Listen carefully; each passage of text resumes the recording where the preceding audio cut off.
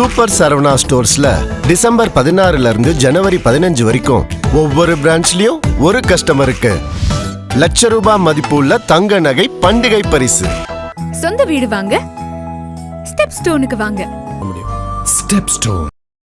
இந்த ஈரோடு பரப்புரை ரொம்ப முக்கியமான விஷயம். அது என்னன்னு பார்த்தீங்கன்னா கொங்கு மண்டலத்தில் நடக்குது. திரு செங்கோட்டையன் அவர்களுக்கு கொடுத்த அந்த அசைன்மெண்ட்டே பார்த்தீங்கன்னா கொங்கு மண்டலத்தை எப்படியா தாவேக்காவோட கோட்டையை மாற்றணும், அதுதான் உங்களுக்கு கொடுத்துருக்க அசைன்மெண்ட். இந்த கூட்டத்துக்கு 1800 போலீஸார் பாதுகாப்பு பணியில் ஈடுபட்டு இருக்காங்க.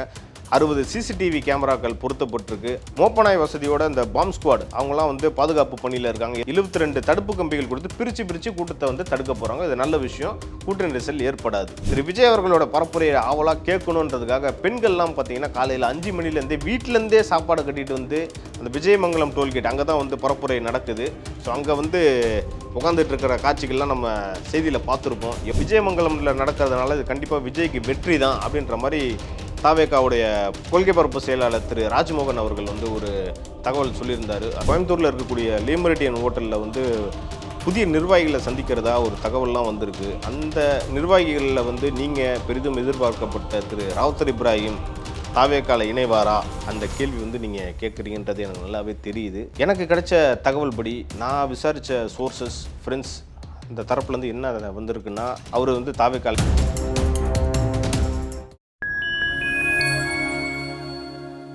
ஃபைன் டைம் நேயர்களுக்கு வணக்கம். கிட்டத்தட்ட 3 மாதங்க அப்புறம் திரு விஜய் அவர்கள் பரப்புரை கூட்டத்துக்கு வராரு. இதுக்கு முன்னாடி காஞ்சிபுரத்தில் நடந்த அந்த தனியார் கல்லூரியில் உள்ளரங்கில் தான் பரப்புரை கூட்டம் நடந்துச்சு. அதுக்கப்புறம் புதுவையில் நடந்துச்சு. அதெல்லாம் தாண்டி திரு விஜய் அவர்கள் வெளியில் வர முதல் நிகழ்ச்சின்னு பார்த்தீங்கன்னா ஈரோடு பரப்புரை கூட்டம் தான். இதில் குறிப்பிட வேண்டிய விஷயம் என்னன்னு பார்த்தீங்கன்னா இந்த பரப்புரை மட்டும் திரு செங்கோட்டையன் அவர்கள் தலைமையில் தான் நடக்க போகுது. அதுக்கான ஏற்பாடுகள் எல்லாமே திரு செங்கோட்டையன் தான் பண்ணார். ஸோ அவர் வந்ததுக்கப்புறம் தாவேக்கால நிறைய ஒரு இம்ப்ரூவ்மெண்ட்ஸ் நடந்திருக்கிறதா பல பேர் சொல்லிக்கிட்டு இருக்காங்க. அது எவ்வளோ நாளைக்கு எப்படி அதை அடுத்தடுத்து கொண்டு போக போகிறாங்கன்றதை நம்ம பொறுத்திருந்து பார்ப்போம். ஆனால் இந்த ஈரோடு பரப்புரை ரொம்ப முக்கியமான விஷயம். அது என்னன்னு பார்த்தீங்கன்னா கொங்கு மண்டலத்தில் நடக்குது. அவருக்கு திரு செங்கோட்டையன் அவர்களுக்கு கொடுத்த அந்த அசைன்மெண்ட்டே பார்த்தீங்கன்னா கொங்கு மண்டலத்தை எப்படியா தாவேக்காவோட கோட்டையை மாற்றணும், அதுதான் உங்களுக்கு கொடுத்துருக்க அசைன்மெண்ட். ஸோ அதை அவர் எப்படி கொண்டு போக போகிறாரு? ஏன்னா ஏற்கனவே ஒரு ப்ரூவன் ஒரு பழுத்த அரசியல் தலைவர். அவர் அதிமுகவுக்கு எல்லா வெற்றியும் கொடுத்துருக்காரு. ஸோ அவரோட எக்ஸ்பீரியன்ஸ் கண்டிப்பாக தாவேக்காவுக்கு உதவுன்ற மாதிரி தான் தாவேக்கா தலைவர் திரு விஜய் அவர்கள் நம்புறதா செய்திகள்லாம் வந்துட்டுருக்கு. அதையும் தாண்டி இந்த பரப்புரை கூட்டம் என்னென்ன ஏற்பாடுகள் பண்ணியிருக்காங்கன்றதை நம்ம ஏற்கனவே சொல்லியிருந்தோம். இருந்தாலும் நான் சொல்கிறேன். இந்த கூட்டத்துக்கு 1800 போலீஸார் பாதுகாப்பு பணியில் ஈடுபட்டு இருக்காங்க. 60 சிசிடிவி கேமராக்கள் பொருத்தப்பட்டிருக்கு. அடுத்தபடியாக மோப்பனாய் வசதியோட இந்த பாம் ஸ்குவாட் அவங்களாம் பாதுகாப்பு பணியில் இருக்காங்க. எதுவும் அசம்பாவிதம் நடந்துடக்கூடாதுன்ற மாதிரி காவல்துறையினர் ரொம்ப கேர்ஃபுல்லாக இருக்காங்கன்றதை நம்ம சொல்லலாம். அதே மாதிரி தடுப்பு கம்பிகள் 72 தடுப்பு கம்பிகள் பொருத்தப்பட்டிருக்கு. ஏன்னா கூட்ட நெரிசலை பிரித்து வைக்கிறாங்க. இதுக்கு முன்னாடி நடந்த விஷயத்தில் பார்த்தீங்கன்னா எல்லாருமே ஒன்றா சேர்ந்ததுனால தான் மூச்சு திணறல் ஏற்பட்டுச்சு, ஹீட்டாக இருந்துச்சு அப்படின்ற மாதிரி சொல்லிட்டு இருந்தாங்க. ஸோ அதெல்லாம் தடுக்கிறதுக்காக 72 தடுப்பு கம்பிகள் கொடுத்து பிரித்து கூட்டத்தை தடுக்க போகிறாங்க. இது நல்ல விஷயம். கூட்ட நெரிசல் ஏற்படாது. அதே மாதிரி திரு விஜய் அவர்களோட பரப்புரையை ஆவலாக கேட்கணுன்றதுக்காக பெண்கள்லாம் பார்த்தீங்கன்னா காலையில் 5 மணிலேருந்தே வீட்டிலேருந்தே சாப்பாடு கட்டிட்டு அந்த விஜயமங்கலம் டோல்கேட் அங்கே தான் பரப்புரை நடக்குது.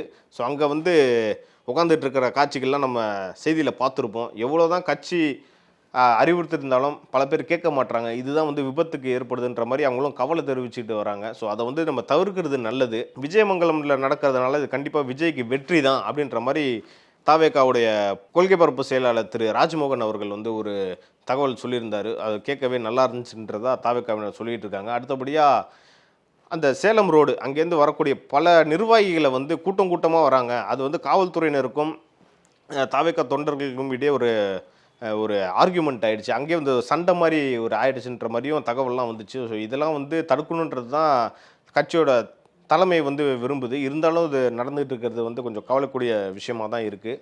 அடுத்தபடியாக எலெக்ஷன் வேறு நெருங்கிருச்சு. இன்னும் ஒரு 3 மாதம் தான் இருக்குதுன்னு நம்ம சொல்லலாம் அதிகபட்சம். ஏற்கனவே ஈரோடு ஒரு கொங்கு மண்டலத்தை சேர்ந்த பகுதி. அது அங்கே அதிமுக ரொம்ப ஸ்ட்ராங்காக இருக்காங்க. இதுக்கு முன்னாடி அப்படி தான் இருந்திருக்காங்க. இப்போயும் அவங்க தான் இருக்காங்க. அதிகமான எம்எல்ஏஸ் இன்றைக்கி அந்த பகுதியில் அதிமுக தான் இருக்காங்க. ஸோ அந்த இடத்த திமுக எப்படியாவது கைப்பற்றணும் அப்படின்ற மாதிரி முனைப்பில் முன்னாள் அமைச்சர் செந்தில் பாலாஜி தலைமையில் தீவிரமாக வேலை செஞ்சுட்டு இருக்காங்க. அதையும் தாண்டி திரு விஜய் அவர்கள் கொங்கு மண்டலத்தை தாவேக்கா கைப்பற்றணுன்ற மாதிரி முடிவு பண்ணியிருக்கிறதா தகவல்லாம் வந்துகிட்டு இருக்கு. ஸோ இந்த எலெக்ஷன் வந்து கண்டிப்பாக ரொம்ப ரொம்ப இன்ட்ரெஸ்டிங்கான எலெக்ஷனாக இருக்கும். அதில் வந்து எந்த டவுட்டுமே இல்லை. அதை நம்ம பொறுத்திருந்து தான் பார்க்கணும். தாவேக்கா எப்படி வேலை செய்வாங்க, அங்கே இருக்கக்கூடிய நிர்வாகிகள் திமுக நிர்வாகிகள்ட்டையும் அதிமுக நிர்வாகிகள்ட்டையும் எப்படி வந்து போட்டி போட்டு எப்படி வந்து களப்பணி செய்ய போகிறாங்கன்றத எலெக்ஷனில் வந்து நம்ம பார்க்கலாம். ஸோ இது வரைக்கும் இருக்க எல்லா அப்டேட்ஸும் நான் சொல்லிட்டேன். திரு விஜய் அவர்கள் பரப்புரை கூட்டம் முடிஞ்சதுக்கப்புறம் கோயம்புத்தூரில் இருக்கக்கூடிய லேமரிடியன் ஹோட்டலில் வந்து புதிய நிர்வாகிகளை சந்திக்கிறதா ஒரு தகவல்லாம் வந்திருக்கு. அந்த நிர்வாகிகளில் வந்து நீங்கள் பெரிதும் எதிர்பார்க்கப்பட்ட திரு ராவுத்தர் இப்ராஹிம் தாவேக்கால இணைவாரா, அந்த கேள்வி வந்து நீங்கள் கேட்குறீங்கன்றது எனக்கு நல்லாவே தெரியுது. எனக்கு கிடைச்ச தகவல் படி நான் விசாரித்த சோர்சஸ் ஃப்ரெண்ட்ஸ் இந்த தரப்புலேருந்து என்ன வந்திருக்குன்னா, அவர் வந்து தாவேக்கால இணையலை.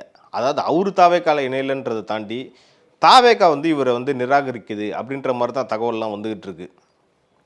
ஸோ இதுக்கான காரணம் என்னன்னு நம்ம பார்த்தோன்னா, இவரை நாளைக்கு தாவேக்கால வந்து சேர்த்துட்டா மற்றவங்களோட இம்பார்ட்டன்ஸ், அவங்களோட முக்கியத்துவம் வந்து குறைஞ்சிருமோ அப்படின்ற ஒரு எண்ணம் வந்து நீடிக்கிறதாகவும் தகவல்லாம் வந்துகிட்டு இருக்கு. ஆனால் இது வந்து கண்டிப்பாக விஜய் அவர்களோட டெசிஷனாக இருக்காதுன்றதுல வந்து நம்பிக்கை இருக்குது. ஏன்னா வந்து பார்த்தீங்கன்னா, இந்த விஷயத்தை வந்து திரு ராவுத்தர் இப்ராஹிம் வந்து தாவேக்கால சேர போகிறத வந்து அந்த இன்ட்ரெஸ்ட்டை வந்து திரு விஜய் அவர்களோட கவனத்துக்கு கொண்டு போகிறாங்களா இல்லையான்றதுல தான் வந்து சிக்கல் இருக்கிறதா பல பேர் சொல்லிக்கிட்டு இருக்காங்க.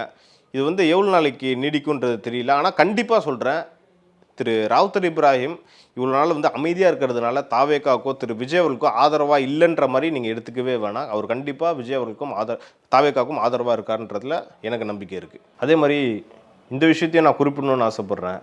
திரு ராவுத்தர் இப்ராஹிம் வந்து ஃபைன் டைம் மீடியா, நானும் ராவுத்தர் இப்ராஹிம் நிறையா பேசியிருப்போம். அதே மாதிரி ரெட்ரோலெக்ஸ் சேனலில் வந்து திரு கார்த்தி ப்ரோ அவர்களோடையும் நிறையா பேசியிருப்பார். அதையும் நீங்கள் பார்த்துருப்பீங்க, என்ஜாய் பண்ணியிருப்பீங்க. இதே மாதிரி நிறைய யூடியூப் சேனல்ஸ்லாம் போய் அவர் பேசியிருப்பார் தாவேக்காக்கு ஆதரவாக. அவங்க அதே மாதிரி இப்போ டிவிக்கோட என்ஆர்ஐ அந்த ஐடிவிங்க இருக்குல்ல, அது அவங்க ஒரு வீடியோ ஒன்று போட்டிருக்காங்க இன்ஸ்டாவில், அது நீங்களே பாருங்கள். அவர் இது வரைக்கும் பேசின சேனல்ஸில் எங்கெங்கெல்லாம் போய் பேசினாரோ அது எல்லாமே வந்து எடிட் பண்ணி போட்டிருக்காங்க. அதில் பாட்டு ஒன்று போட்டிருக்காங்க. அது என்ன பாட்டுனா, திரு விஜய் அவர்கள் நடித்த பிகில் படத்தில் நடித்த திரும்பி வான்ற ஒரு சோகமான பாட்டை வந்து போட்டு இந்த வீடியோ எடிட் பண்ணியிருக்காங்க. ஸோ அந்த வீடியோ பாட்டை போடலாம், ஸ்ட்ரைக் அடிப்பாங்கன்றதுக்காக நான் வந்து காட்டாமல் இருக்கேன். அதை நீங்கள் கூட அந்த பேஜில் போய் பாருங்கள். டிவிகே என்ஆர்ஐ ஐடிவிங் குவைத் KWT இந்த பேஜில் போய் பார்த்தீங்கன்னா அந்த வீடியோ நீங்களும் போய் பார்க்கலாம். ஸோ வெயிட் பண்ணி பார்ப்போம். அதே மாதிரி இவர் மட்டும் இல்லை, திரு ராவுத்தர் இப்ராஹிம் மட்டும் இல்லை, பல பேர் தன்னெழுச்சியாக வந்து தாவேக்காக்கு ஆதரவு தெரிவிச்சுக்கிட்டு வராங்க. அவங்களையும் வந்து நாளைக்கு தாவேக்கால சேர்த்துக்கிட்டா தான் அந்த கட்சி வளரும். அந்த கட்சி வந்து நம்பிக்கையாக சொல்லிகிட்டு இருக்காங்க. 26 வந்து தேர்தலில் ஆட்சியை பிடிப்பும்னு சொல்லிகிட்டு இருக்காங்க. ஸோ எல்லாரையுமே அரவணைச்சி, எல்லாரையுமே ஒன்றிணைச்சி, அவங்களோட பணியெல்லாம் சேர்த்து நம்ம எடுத்து அவங்களோட ஹார்ட் ஒர்க்கை வந்து நம்ம இம்பார்ட்டன்ஸ் கொடுத்தா மட்டும்தான் தாவேக்கான்ற ஒரு கட்சிக்கு நாளைக்கு வளரும். அது வளருமா இல்லையான்றதை நம்ம பொறுத்திருந்து பார்ப்போம். நன்றி.